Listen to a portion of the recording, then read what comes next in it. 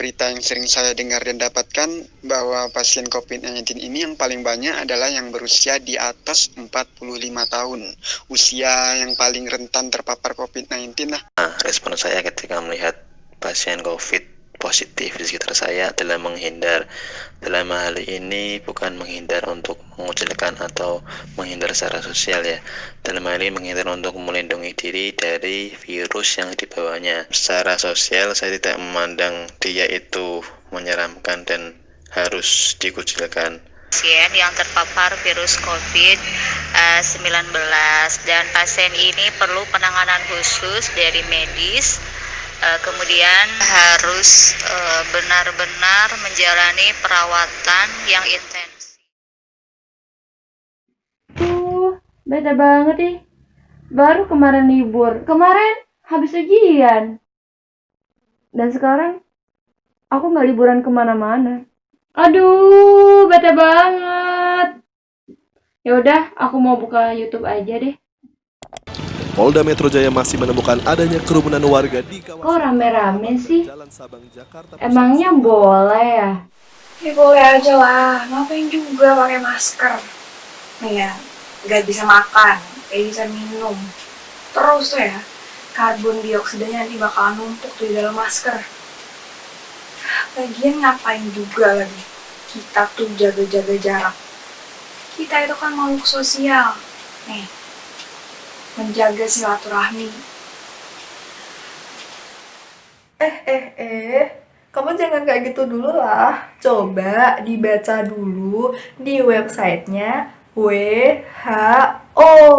Di situ tertulis dengan jelas bahwa kita harus melakukan physical distancing atau jaga jarak minimal 1 meter. Tujuannya adalah untuk mencegah penularan dari virus COVID-19 ini.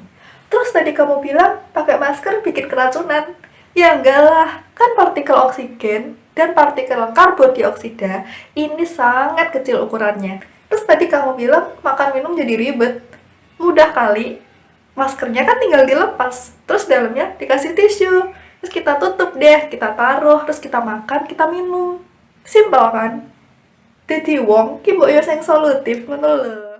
Ya udahlah, lihat yang lain aja deh. Dalam video berdurasi hampir 3 menit, seorang pria bersama sejumlah orang merebut paksa jenazah COVID-19. Nah nih, aya jenazah anu direbut paksa. Perebutan ini dilakukan saat Jombang, Jawa Timur, seorang warga ditolak saat melakukan karantina. Tadi video jenazah direbut-rebut, giliran ini malah ditolak-tolak. Kayak kita aja sih. Ya kalau itu kan Hush, hush, hush. Rasain.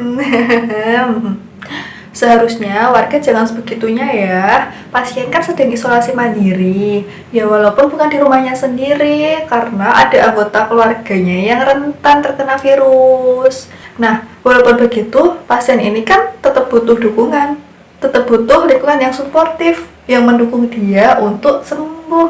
Begitu ya. ya iya, tapi Hush. Rasain. Hah? Kalau ini apa lagi ya? AR tidak terima ada banyak warga yang berkerumun di sekitar rumahnya saat proses penjemputan paksa dilakukan oleh petugas medis. Hal itu disampaikan oleh Kepala Dinas Kesehatan Kota Tasikmalaya, Uus Supangga, pada Jumat 15 Mei. maksudnya tuh Ih, dari tadi kamu ngomongnya nggak ada yang bener. enggak dengerin dulu. Coba deh kita lihat dari perspektifnya si bapak itu sendiri. Udah lagi sakit, diliatin orang lagi, udah kayak takjil lebaran tau gue.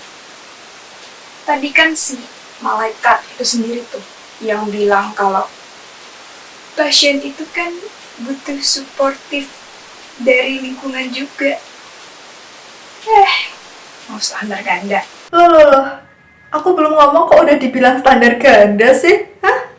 Dalam hal ini, warga itu jelas salah karena tidak menunjukkan rasa empati kepada pasien. Coba, orang sakit kok malah jadi tontonan? Ya enggak.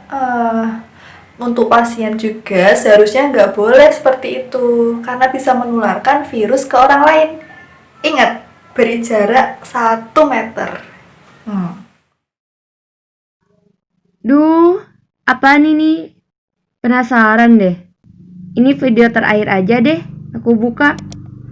Pasien diduga memanfaatkan kesempatan saat lengahnya pengawasan petugas. Pasien tersebut berjalan menuju ke jalan raya sambil melontarkan kata-kata menyesalkan sikap tim Wes elek iki. COVID-19 Gak bener.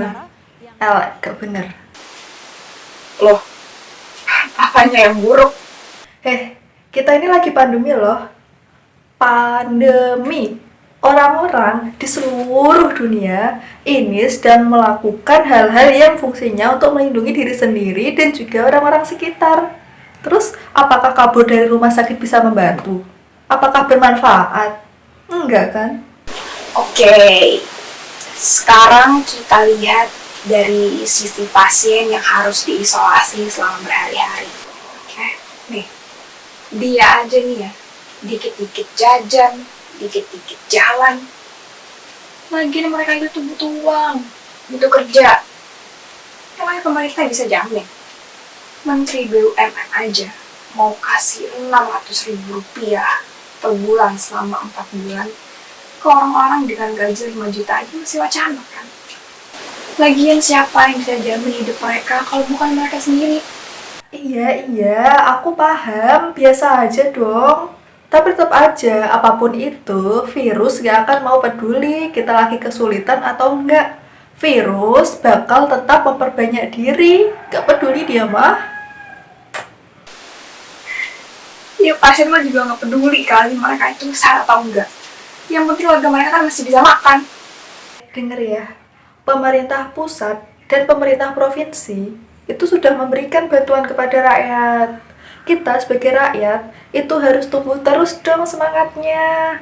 Saling membantu satu sama lain, tidak boleh egois, tidak bekerja sendiri-sendiri. Nah, tenaga medis loh, sudah banyak yang berguguran karena ketidakdisiplinan kita ini. Banyak juga keluarga yang kehilangan anggota keluarganya di masa pandemi ini. Bahkan per 18 Agustus, Indonesia peringkat 23 loh. Peringkat apa coba? Peringkat dengan kasus COVID terbanyak. Masih mau nggak disiplin? Pengen jadi peringkat 1? Pengen. Stop. Mending kita dengerin langsung deh penjelasannya.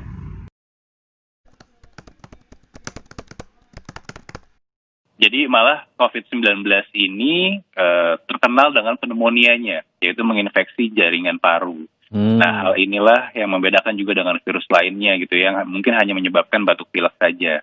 Nah, pneumonia ini gejalanya yaitu batuk, demam, dan sesak.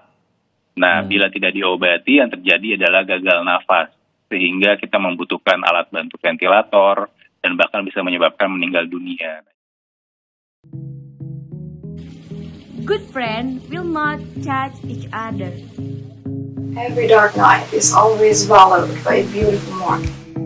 If you want the respect of others, then respect yourself first. Cari informasi terpercaya dan sebarkan berita positif. Jaga komunikasi dan beri semangat kepada pasien dan keluarga.